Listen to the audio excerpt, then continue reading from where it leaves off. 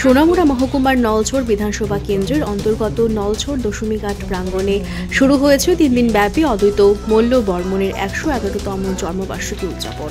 এই অনুষ্ঠানের সূচনা করেন রাজ্যের মুখ্যমন্ত্রী ডক্টর মানিক সাহা, ছিলেন দপ্তরের মন্ত্রী সুধাংশু দাস, পিনাকি দাস সহ আরও অন্যান্যরা।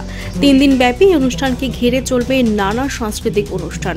পাশাপাশি দপ্তরের পক্ষ থেকে বিভিন্ন বিভাগের কৃতিত্বের জন্য তাদের সম্মান জানান মুখ্যমন্ত্রী সহ আরও প্রধান অতিথিরা। মাননীয় মন্ত্রী বাহাদুর বলেছেন যে উনার যদি স্টাইপেন্ড বন্ধ হয়ে যায় এর জন্য উনি যাবেন না, যে কত সাহিত্যের প্রতি যে উনার কি অনুরাগ সেটা কিন্তু এই ছোট্ট একটা ঘটনা দিয়ে আমরা বুঝতে পারি।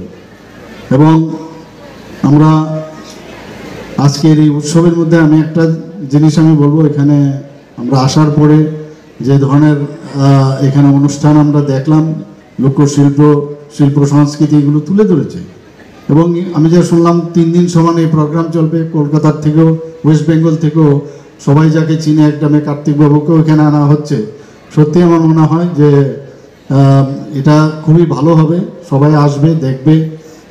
এবং আজকে আমাদের ত্রিপুরা সরকার এই যে লোক সংস্কৃতিকে আমাদের বাঁচিয়ে রাখতে হবে এবং সেই কাজটা কিন্তু আমরা করছি। এখানে আমরা জানি যে টাকা দিয়ে স্কুলের পড়াশোনা চলছিল, অতএব কোনোভাবে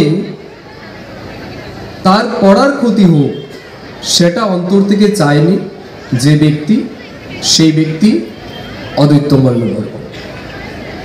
আমরা সেই সন্তানের কথা বলছি, সেই ছাত্রের কথা বলছি যে ছাত্র তার অগাধ মেধা এবং প্রতিভা সম্পন্ন ব্যক্তি হিসাবে অধর বর্মনের পরিবারে তার অন্ধকারময় জীবনকে আলোকিত করে জন্মগ্রহণ করেছিল 1914 সালের 1 জানুয়ারি।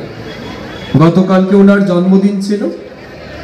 আমরা এখানে অনুষ্ঠান করার কথা ছিল এই জন্মদিন উপলক্ষে, কিন্তু যেহেতু আপনারা জানেন 7 দিন ব্যাপী রাষ্ট্রীয় শোক চলছিল ডক্টর মনমোহন সিংজি, আমাদের দেশের প্রয়াত প্রধানমন্ত্রী, ওনার প্রয়াণের কারণে, তাই সেই অনুষ্ঠানটা আমরা গতকালকে না করে আজকে করছি।